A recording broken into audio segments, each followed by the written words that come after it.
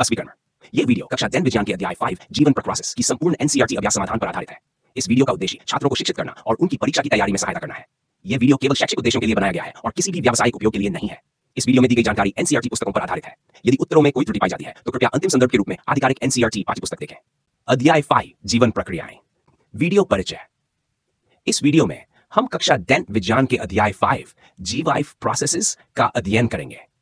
इस अध्याय में हम उन महत्वपूर्ण प्रक्रियाओं के बारे में जानेंगे जो जीवों के जीवन को बनाए रखती है, जैसे कि पोषण, श्वसन, परिवहन और उत्सर्जन। हम यह भी समझेंगे कि जीवों को ऊर्जा की आवश्यकता क्यों होती है, वे इसे कैसे प्राप्त करते हैं और उनके शरीर से अपशिष्ट पदार्थ कैसे निकाले जाते हैं। यह वीडियो एनसीईआरटी अभ्यास के सभी प्रश्नों के हल सहित आरेख और समीकरणों के साथ तैयार किया गया है, जिससे आपको बेहतर तरीके से समझने में मदद मिलेगी। तो चलिए शुरू करते हैं। प्रश्न 1। मानव में गुर्दे किडनी किस प्रणाली का हिस्सा है? ए पोषण, बी श्वसन, सी उत्सर्जन, डी परिवहन। उत्तर गुडनीज शरीर से नाइट्रोजन युक्त अपशिष्ट को मूत्र के रूप में निकालते हैं, इसलिए वे उत्सर्जन तंत्र का हिस्सा है। प्रश्न 2। पौधों में जाइलम का कार्य क्या है? जल का परिवहन, भोजन का परिवहन, अमीनो एसिड का परिवहन, डी ऑक्सीजन का परिवहन। जाइलम पौधों में जड़ से विभिन्न भागों तक जल और खनिजों के परिवहन के लिए जिम्मेदार ऊतक है। प्रश्न 3। स्वपोषी पोषण के लिए क्या आवश्यक है? ए कार्बन डाइऑक्साइड और जल, बी क्लोरोफिल, सी सूर्य का प्रकाश, डी उपरोक्त सभी। उत्तर स्वपोषी पोषण न्यूट्रिशन जो पौधों में पाया जाता है के लिए कार्बन डाइऑक्साइड, जल, सूर्य का प्रकाश और क्लोरोफिल की आवश्यकता होती है। प्रश्न 4। पाइरूवेट के अपघटन से कार्बन डाइऑक्साइड, जल और ऊर्जा का निर्माण कहां होता है? ए साइटोप्लाज्म, माइटोकॉन्ड्रिया, क्लोरोप्लास्ट, नाभिक, न्यूक्लियस। माइटोकॉन्ड्रिया, जिसे कोशिका का ऊर्जा केंद्र पावर हाउस कहा जाता है, वह स्थान है जहां पाइरूवेट का ऑक्सीडेटिव अपघटन होता है और CO2 जल एवं ATP ऊर्जा उत्पन्न होती है। प्रश्न 5। हमारे शरीर में वसा फैट्स का पाचन कैसे होता है और यह प्रक्रिया कहां होती है? उत्तर वसा का पाचन छोटी आंत इंटेस्टिन में होता है। व्याख्या। पित्तरस बाइल लिवर द्वारा निर्मित और पित्ताशय गोबर में संचित यह रस वसा को छोटे कणों में तोड़ता है। 2. लाइपेज एंजाइम लपेज अग्न्याक्रियस द्वारा स्रावित यह एंजाइम वसा को फैटी एसिड और ग्लिसरॉल में तोड़ता है, जिसे छोटी आंत द्वारा अवशोषित किया जाता है। छोटी आंत में वसा पाचन प्रक्रिया।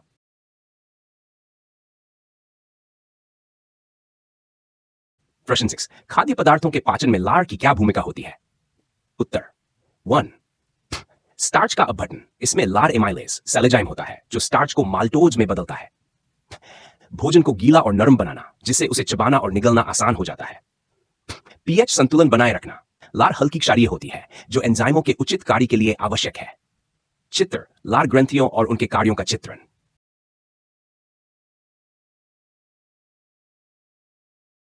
प्रश्न 7। स्वपोषी पोषणोट्रोफिक न्यूट्रिशन के लिए आवश्यक शर्तें क्या हैं और इसके उपउत्पाद बाय प्रोडक्ट्स क्या हैं? उत्तर आवश्यक शर्तें। 1. कार्बन डाइऑक्साइड CO2 वायुमंडल से प्राप्त होती है। 2. जल H2O मिट्टी से अवशोषित होता है। 3. क्लोरोफिल पत्तियों के क्लोरोप्लास्ट में पाया जाता है और सूर्य के प्रकाश को ग्रहण करता है। 4. सूर्य का प्रकाश संश्लेषण के लिए ऊर्जा प्रदान करता है। उत्पाद ग्लूकोज CCH2SAS और ऑक्सीजन O2। चित्र पौधों में प्रकाश संश्लेषण प्रक्रिया।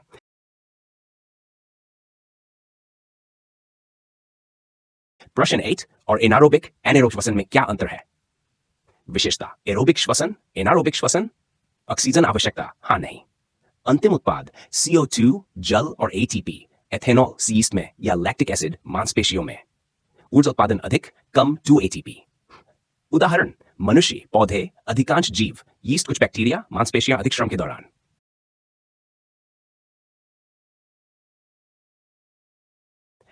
चित्र एरोबिक और एनारोबिक श्वसन की तुलना। प्रश्न एल्वियोलाई को गैसों के आदान प्रदान को अधिकतम करने के लिए कैसे डिजाइन किया गया है? उत्तर 1. बड़ी सतह क्षेत्र, अधिक ऑक्सीजन अवशोषण। पतली दीवारें, गैसों का तेजी से प्रसार। धनी रक्त आपूर्ति, निरंतर ऑक्सीजन और CO2 विनिमय। 4. नमी युक्त अस्तर गैसों को घुलने में मदद करता है। प्रश्न 10। हमारे शरीर में हीमोग्लोबिन की कमी के क्या परिणाम हो सकते हैं? उत्तर हीमोग्लोबिन की कमी एनीमिया का कारण बन सकती है, जिससे निम्नलिखित समस्याएं हो सकती है। 1. थकान और कमजोरी शरीर में ऑक्सीजन की कमी के कारण। 2. पीली त्वचा और सांस लेने में कठिनाई पर्याप्त ऑक्सीजन न मिलने से। 3. चक्कर आना और अनियमित हृदय गति मस्तिष्क और मांसपेशियों में ऑक्सीजन की कमी के कारण। चित्र लाल रक्त कोशिकाएं और उनमें मौजूद हीमोग्लोबिन का आरेख।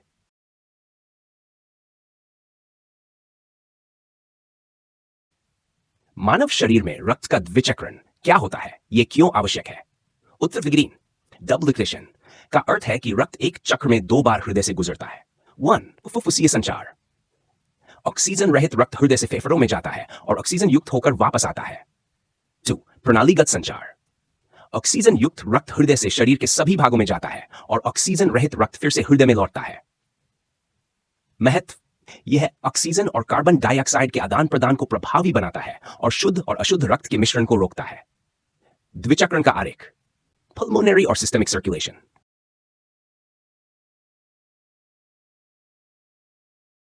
प्रश्न 12, पौधों में जाइलम और फ्लोएम के से पदार्थों के परिवहन में क्या अंतर है? विशेषता, जाइलम, फ्लोएम। कार्य, जल और खनिजों का परिवहन, भोजन, शर्क का परिवहन। दिशा, केवल ऊपर, जड़ों से पत्तियों तक। द्विदिशीय, जहां आवश्यकता हो वहां, ऊर्जा की आवश्यकता नहीं। हाँ, जाइलम और फ्लोएम के परिवहन तंत्र का आरेख निम्नलिखित।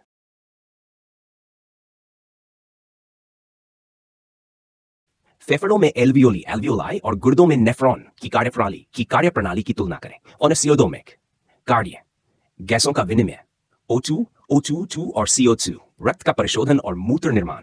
संरचना, पतली झिल्ली वाली वायु कोशिकाएं, छोटे नलिकाकार संरचनाएं। शरीर में भूमिका, ऑक्सीजन लेना और CO2 बाहर निकालना, जल और लवण संतुलन बनाए रखना। चित्र, एल्वियोली और नेफ्रॉन की संरचना और कार्यप्रणाली का आरेख।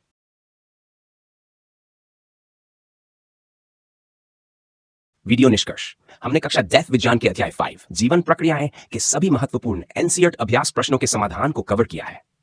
हमें उम्मीद है कि यह वीडियो आपके सीबीएसई बोर्ड परीक्षा डूगिंग की तैयारी में मदद करेगा।